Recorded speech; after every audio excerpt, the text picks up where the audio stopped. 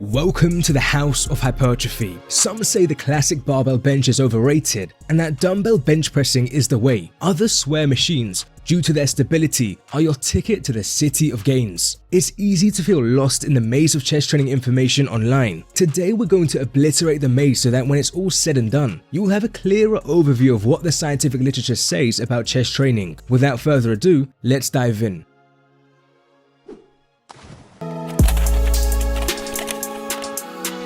Before getting into the heart of our analysis, the chest refers to a few muscles, but we're focusing on the pectoralis major. It covers the most area and is what most mean when they say the chest. Furthermore, dividing the pectoralis major into different heads isn't bro science. Various scientific analyses have divided it into a clavicular and sternocostal head, each with a unique nerve supply. In fact, we could even go a step further and consider there to be three distinct regions. For simplicity, we'll just refer to the upper, middle, and lower pecs.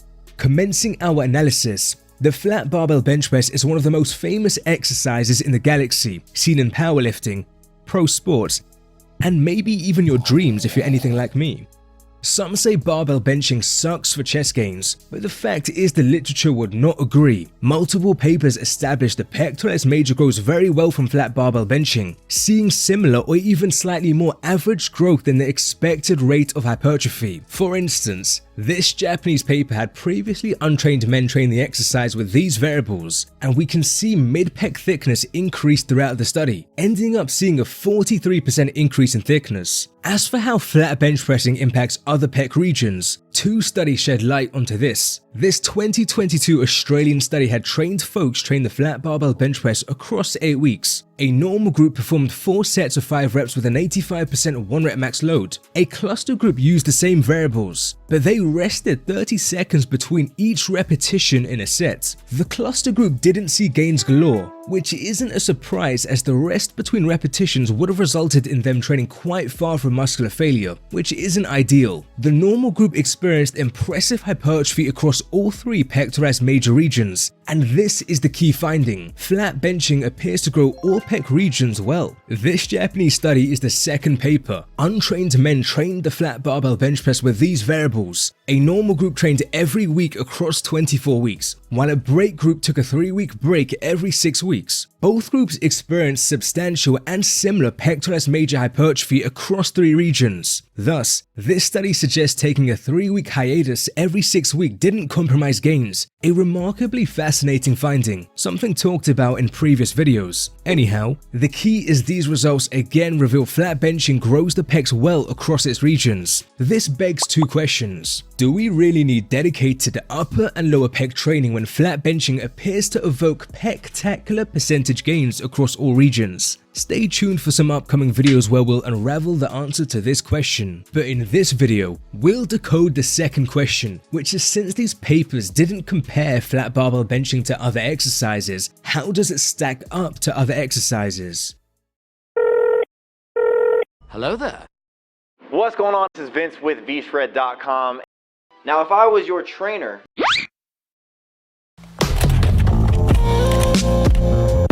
on the one hand, some say barbell bench pressing is undefeatable since we can use heavy loads and easily progressively overload in the long term. On the other hand, others may say the dumbbell's freedom renders it superior or that the stability with machine variations is the secret sauce to maximum muscle fiber recruitment and thus hypertrophy.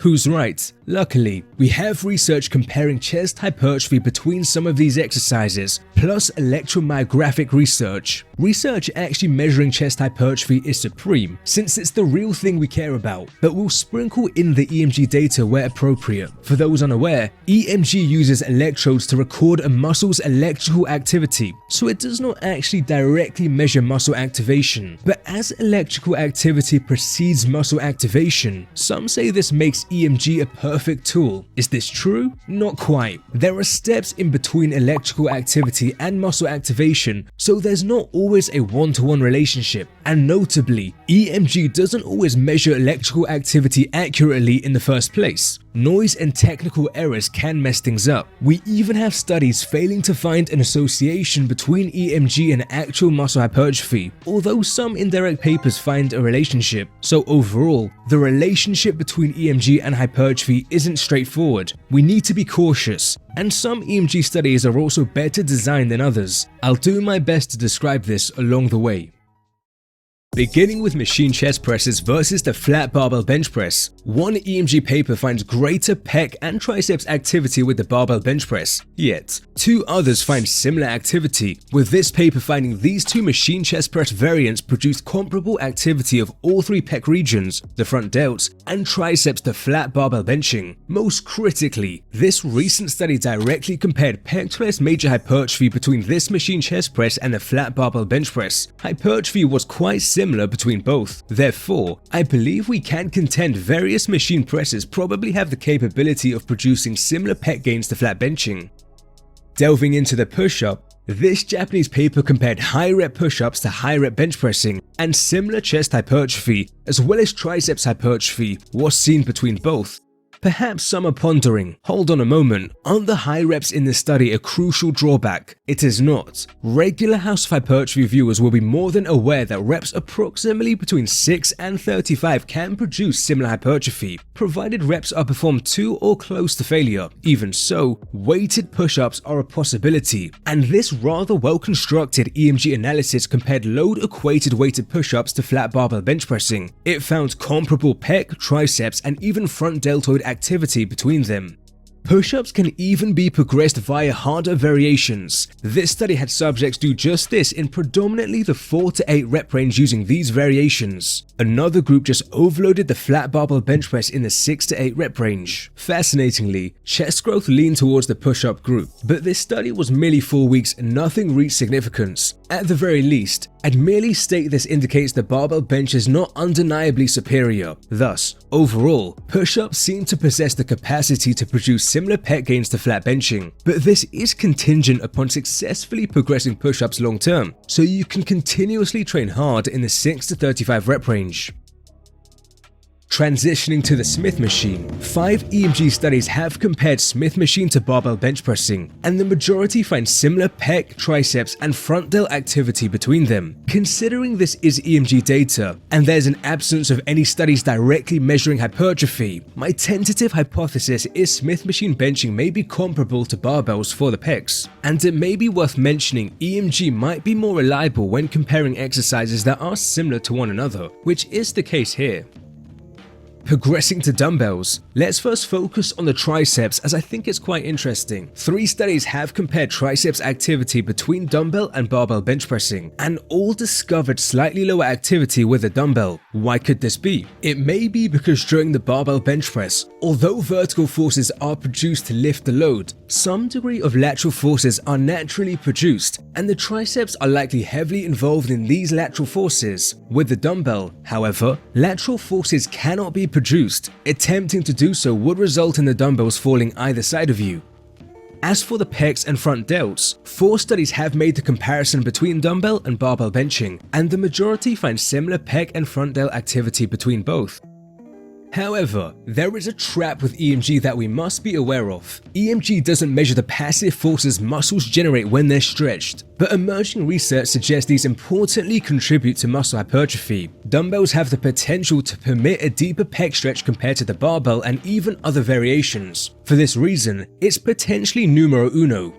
But there are some complications. Firstly, larger dumbbells will obstruct your ability to actually attain a deeper stretch, and in general, I think most naturally don't execute the movement in a way that maximizes the stretch. Secondly, it's even plausible that any extra stretch simply fails to translate into more gains. It is true multiple studies suggest training muscles at stretched positions is better for building muscle than shortened positions, but this data doesn't necessarily mean getting an extra deeper stretch above an already solid stretch stretch leads to more hypertrophy. Some studies allude to this. This Japanese paper compared 90-degree to 140-degree knee flexion squats. Glute max and adductor hypertrophy was indeed better with a deeper range of motion, but quad hypertrophy was similar between both. Yet another Japanese paper compared these partial tricep skull crushers to a full range of motion which attained a better stretch, but triceps hypertrophy was actually better for the partial. This study is somewhat of an outlier, as it's the only one to date to find that reaching a better stretch led to worse hypertrophy. In any case, these are just two studies on the quads and triceps, and there are currently no studies on the pecs, but they at least present the concept that a greater stretch may not always equal greater gains. Having said all this, others might suggest the convergence of the dumbbells at the top is advantageous, but there's not much tension at this point, and most studies suggest the contracted top position isn't that stimulatory for gains. For all these reasons, I hesitate to say dumbbells are clearly superior. Rather, it may be more reasonable to conclude they're largely similar for now. Last but not least, what about dips? No, not that guacamole dip, I'm talking about these dips. There are currently no officially published studies measuring EMG or hypertrophy, comparing dips to other different exercises. I know this paper involved a comparison of EMG between different dips, with the ring and normal dips producing decent levels for the chest, front delts and triceps. Not much can be drawn from this, so we can't really make any firm conclusions surrounding dips, but in an upcoming video on the lower chest, we'll dive into dips a little more. Disregarding dips, we've seen the entirety of the evidence appear to suggest all variations may be comparably effective for chest hypertrophy. How could this be given some of the arguments presented earlier? Although the barbell bench press can be trained with heavier loads are not a prerequisite for maximizing the hypertrophy stimulus. Instead, training to or near muscular failure is what does this. This can be done with lighter loads, which is likely why higher reps with lighter loads can produce similar muscle growth to lower reps with heavier loads. As for the barbell bench press having great progressive overload potential, although progressive overload is certainly important for sustaining long-term gains, we simply can't say that exercises easier to progressive overload are superior. Very partial squats have great potential to be progressively overloaded, but they are not great for hypertrophy. As for the suggestion machines are the ticket to the city of gains thanks to their great stability, greater stability has indeed been linked to enhanced muscle fiber recruitment, but the context of this research should not be overlooked. For illustration, this paper manipulated stability levels on a leg extension by strapping down the leg and torso. The generalizability of this research is questionable, and when push comes to shove, the research measuring hypertrophy will always reign supreme to indirect mechanistic speculation, and we have a few other analyses finding machines produce similar hypertrophy to free weights.